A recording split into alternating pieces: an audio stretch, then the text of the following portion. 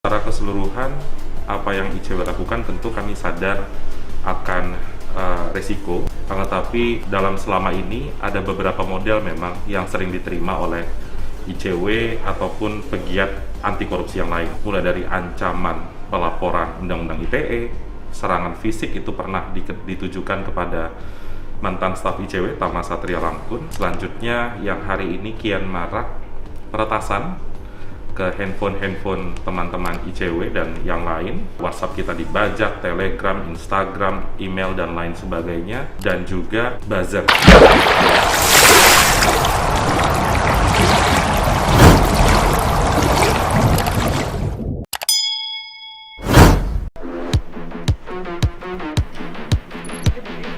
Five, four, three. Selamat datang di Mata Najwa. Saya Najwa Shihab, tuan rumah Mata Najwa.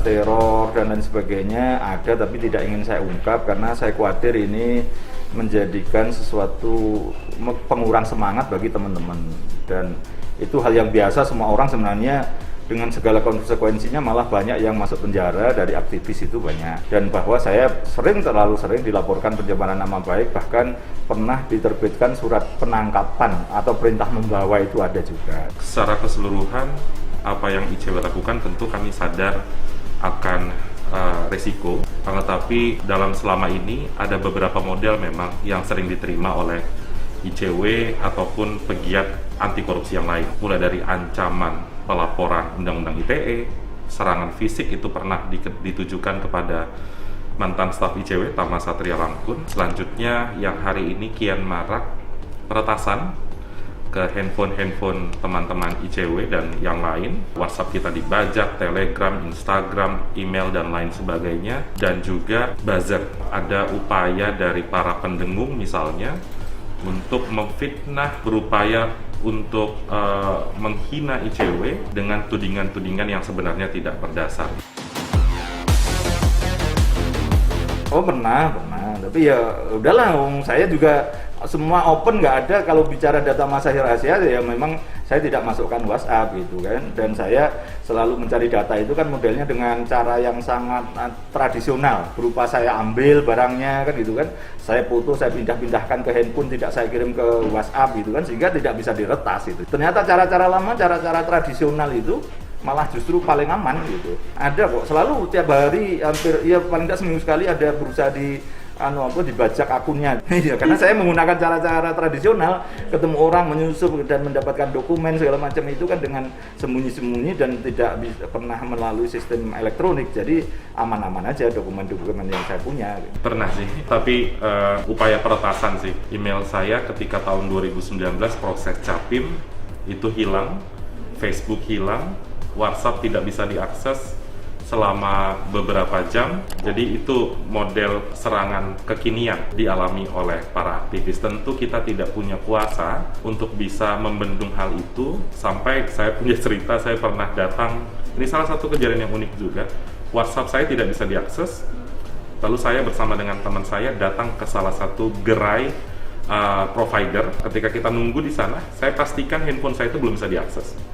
Tapi ketika dipanggil, giliran saya datang ke sana, operatornya nanya ada kenapa, masalahnya apa, saya katakan handphone saya tidak bisa diakses. Mana buktinya? Ketika saya buka WhatsApp saya tiba-tiba udah bisa digunain. Saya tidak tahu apakah upaya peretasan itu masuk juga pada speaker handphone kita. Dan ini bukan kali pertama, tentu negara punya tanggung jawab untuk membongkar hal itu. Ada bukti peretasannya, saya masih simpan nih. You recently connect, please try again in 6 hours 50 minutes. Ini yang tahun 2019. Padahal di saat yang sama saya sedang memegang handphone saya ini, tapi tiba-tiba tidak bisa diakses. Terus Telegram, tiba-tiba ada yang masuk dari Singapura, saya nggak tahu ini siapa. Tiba-tiba ada yang masuk, ini juga dari Singapura. Dear Kurnia, we detect login into your account. Location Singapura. Ini sih yang paling sering terjadi ya. Ini juga Instagram, sempat ada yang mau masuk. Jadi dalam waktu yang bersamaan itu ada email, Instagram, Telegram gitu ya? Iya, hampir email saya juga hilang. Tapi langsung gampang sih membacanya karena kita sedang advokasi calon pimpinan KPK saat itu yang sangat kontroversi, isunya sangat naik di media. Biasanya pola itu kan selalu terjadi, ya revisi Undang-Undang KPK, Capim KPK, tes wawasan kebangsaan KPK kemarin. Jadi saya yakin betul negara tahu siapa pelakunya, tapi negara mendiamkan itu. Terakhir saya baru aja memecahkan rekor, tawaran itu di angka sampai di 75 miliar dibagi 2. Berarti ya sekitar 37 lah kira-kira begitu. Kalau dulu zaman EKTP misalnya 1 juta US dollar itu kan berarti ya 12-an miliar lah atau 14 miliar lah itu dari oknumnya gitu juga. Terus kalau yang terkait Joko Chandra kemarin kan yang bisa saya buktikan itu saya serahkan ke KPK kan 1 miliar lebih. Pada posisi sekarang saya sejak tahun 2017 lah, tawaran itu teror itu bentuk uang aja sih sekarang untuk berdamai supaya tidak saya bongkar gitu-gitu aja sih. Dan terlalu sering saya menolak orang minta ketemu. Dalam kasus bansos itu beberapa tim yang mau ketemu saya tidak mau gitu, karena waktu itu saya gugat pra peradilan atas mangkraknya izin penggeledahan misalnya gitu. Tentu kami berupaya untuk memitigasi hal tersebut. Sejauh ini saya pribadi belum pernah, mudah-mudahan tidak menerima ataupun ada orang-orang yang berupaya untuk menyogok,